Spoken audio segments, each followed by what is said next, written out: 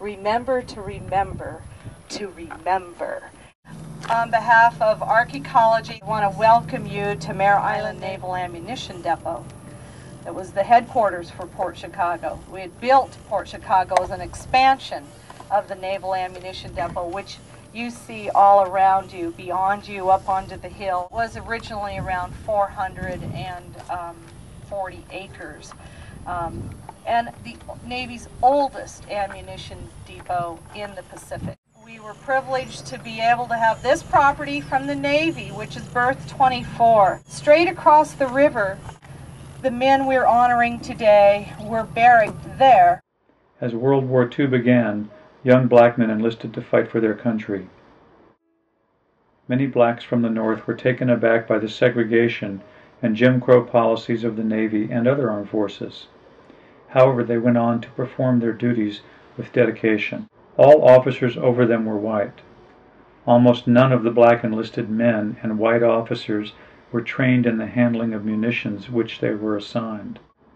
A number of munition handling experts warned the Navy that handling procedures at Port Chicago needed to be improved, but the warnings were dismissed. It's a proclamation from the city of Vallejo, 65th anniversary of Port Chicago Mutiny, August 9, 2009.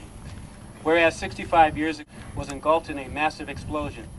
The blast destroyed everything within a 1-mile radius, including 2 ships, resulting in what was the worst home front military disaster of World War II. And whereas 320 sailors died instantly and 390 others were injured seriously. Of the deaths from the explosion, 202 were African American. The accident accounted for 15% of all African American casualties in World War II. The next chapter is what happened after the explosion, and men who were moved over here, many of them having picked up body parts of people who died in that explosion, sent directly over here, told to start loading munitions again on ships.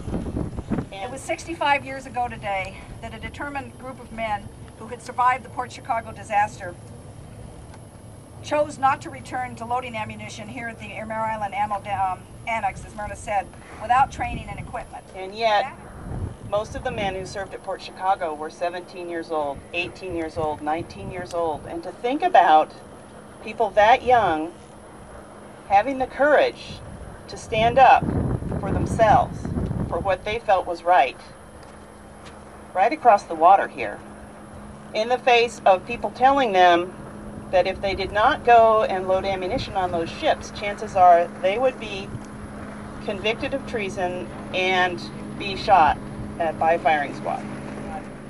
It's just amazing to think of the courage it took, the heroism, to say this isn't right. For that action, they were court-martialed for mutiny, served time, and were dishonorably discharged after World War II. As they were under the command of the Mare Island Naval Ammunition Depot, their action, known as the Port Chicago Mutiny, changed Americans' history, leading directly to the desegregation of the U.S. Navy and later all military services, which laid the foundation for the modern civil rights movement. Congressman Miller, 15 years ago, authored the legislation to create the Port Chicago Memorial, and this year is carrying a similar bill which will give Port Chicago full status as a unit of the National Park Service.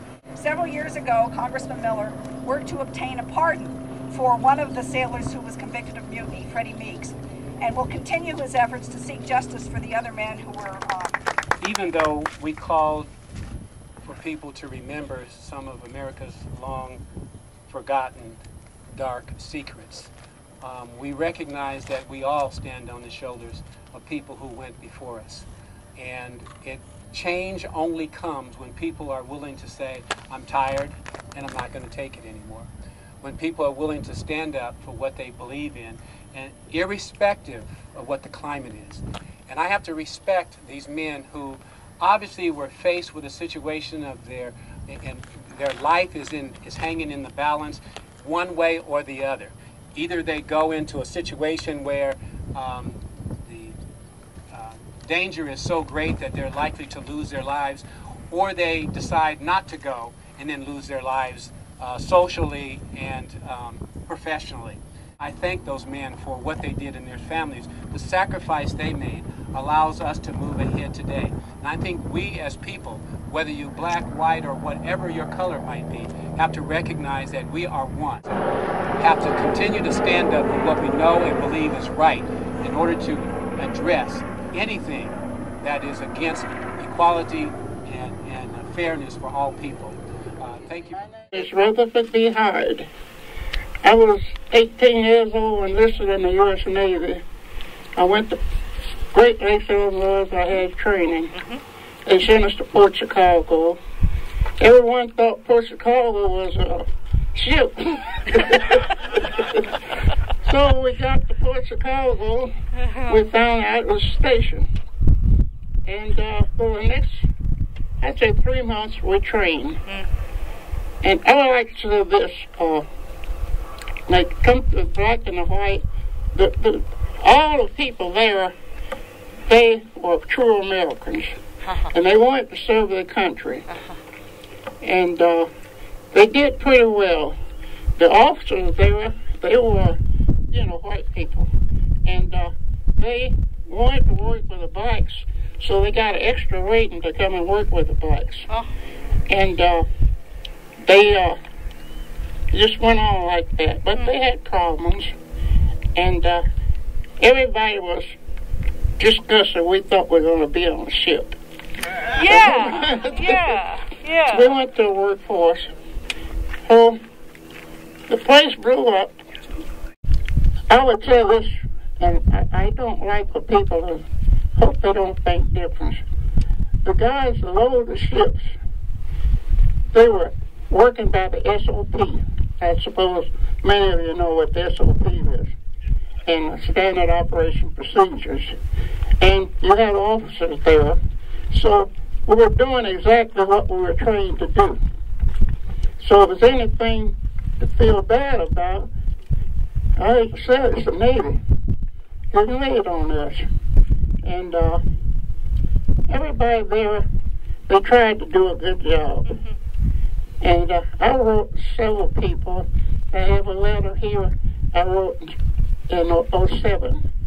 And it just hurts my heart for people to say that we handle ammunition rough and all like that, because it's not true. Not true at all. Well, anyway, I survived it.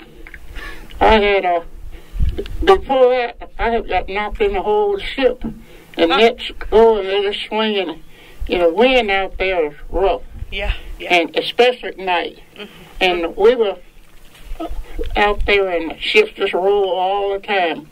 And I got knocked in. I fell 2 decks in the ship. Wow. I got up and walked away. Whoa. Anyway, I had light duty after explosion. So I had a desk job, so I got out of this other stuff that they had. And I'm proud to be here today. And I often drive through up those hills as close as I can get, because I feel like I should have been out there with my friends. We all mostly came from, they call it Robertson Hall of the Great Lakes.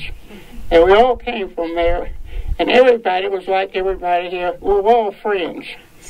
And so when something happened like that, I know I feel bad about it.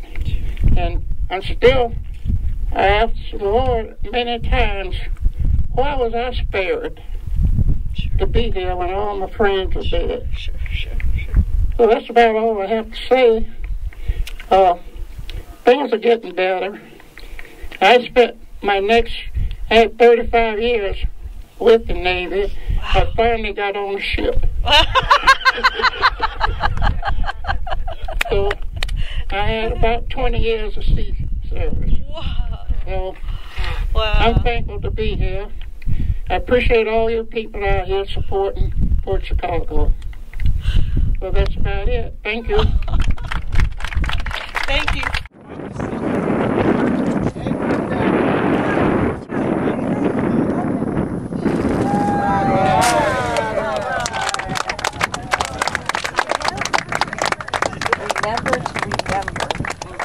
Remember.